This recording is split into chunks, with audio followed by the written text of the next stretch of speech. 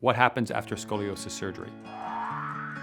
There are two main branches when it comes to scoliosis treatment options. There's a conservative option road that's chiropractic-centered, functional approach to scoliosis that really tries to prevent surgery.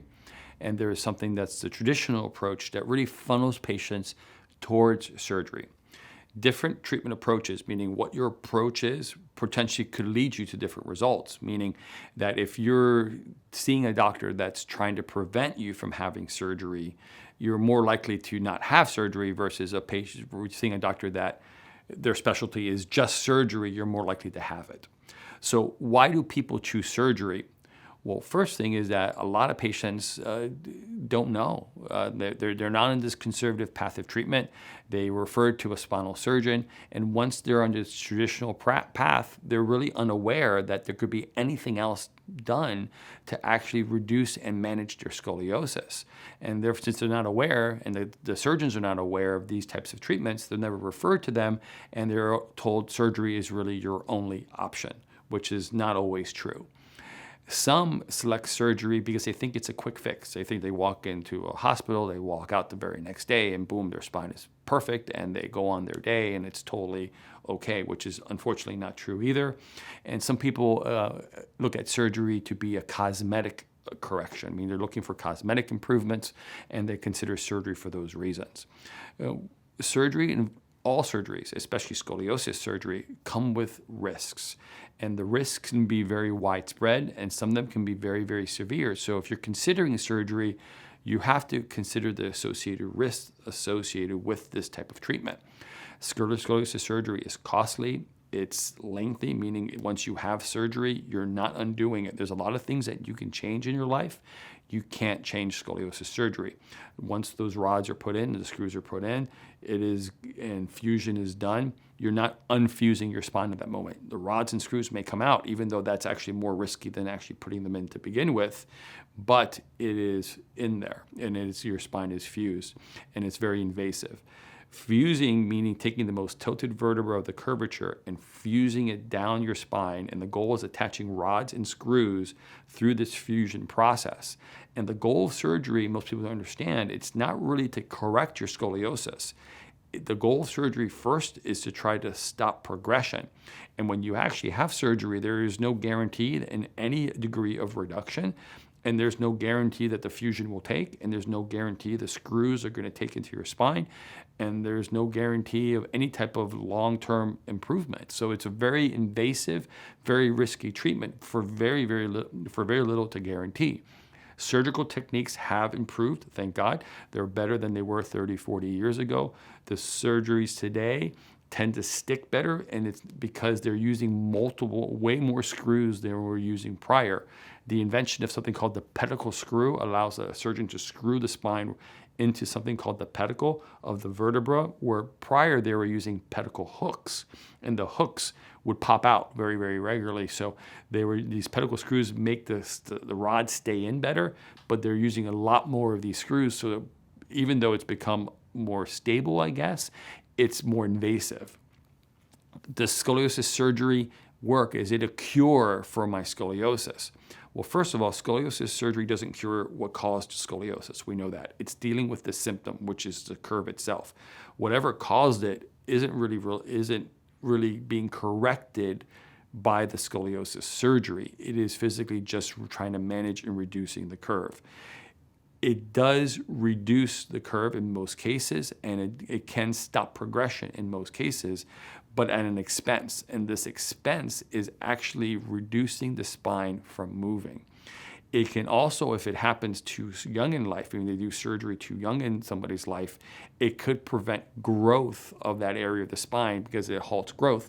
So that's why they only want to do surgery or type of fusion in patients that are older, meaning that they're fully grown, because they don't want to stop that type of growth or development in the person's spine. The treatment results, of course, they're never guaranteed. It can stabilize, but this, again, it comes at a price. And the price is the spine is straighter, but now it can no longer move.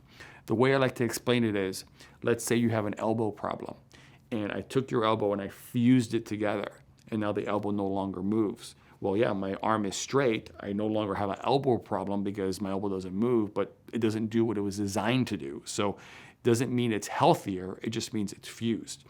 And that's what scoliosis surgery is. Yes, it can possibly stabilize the spine. It can possibly reduce the curve and make it straighter. But the expense is your spine no longer moves and bends like it was originally designed to, and now you have rods and screws in your spine for your entire life. So there is a price to pay for that type of surgery, and that outcome is the unknown thing. So what happens immediately after surgery? First of all, there's recovery in the hospital. On average, it's about 2 weeks. Full fusion of the spine, meaning when they take bone graft and they put the bone graft, they remove all the discs, they remove all those tissues, and they put bone grafts in there, and they're using rods and screws to hold it while the bone grafts are actually fusing. Can take up to a full year. During this initial year, they really want to limit activities. They want to eliminate bending and twisting and lifting and carrying when the body's healing, because they don't want nothing to interfere with the bone fusion. In some cases, the bone fusion never happens, and the only thing that's holding the spine is rods and screws, and this can become complicated because if those rods and screws tend to pull out, the spine becomes unstable. Returning home typically involves, home care, rest, and typically lots of medication for the pain management, and it's normally narcotics. The incision site could be relatively large. It needs to be kept clean because infection is another concern with this type of surgery. After about 2 weeks, you're assessed by your surgeon, and normally about 6 weeks, x-rays are taken to make sure things are kind of healing and moving and stabilizing in the right direction. The problem with this type of surgery is it's very invasive, and once it's done, it's done. And if you're unhappy with the results and you're unhappy with the cosmetic results, it's very difficult to manage afterwards. If you're experiencing pain or if you're experiencing loss of flexibility, loss of motion, it's very complicated to deal with these patients because we're limited in what we can do to help them. I have treated patients post-surgical, and we do get some results, but we're limited in what we can treat and what we can actually help patients with. These type of patients have a much higher risk of spinal injury because they have a rod in their spine with screws and rods, so you have to be concerned about injury and trauma and what could happen inside your body with these rods and screws. A lot of patients are very concerned and they get a lot of stress about trying something new because they don't want to injure what's in their spine, and rightfully so.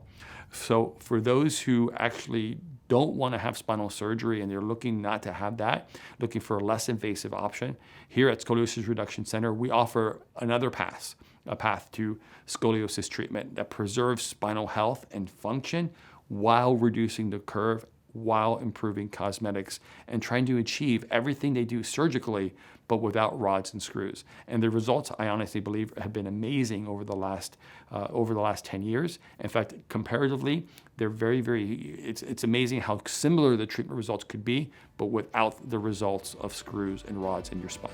So if you're interested, reach out to Scoliosis Reduction Center, and we'll be happy to help you. Thanks for watching. I hope you found this information helpful. If you'd like to hear about other topics and information on scoliosis, type in the comments below and let us know. And finally, subscribe and hit the bell icon to be notified of when we publish content. Thanks.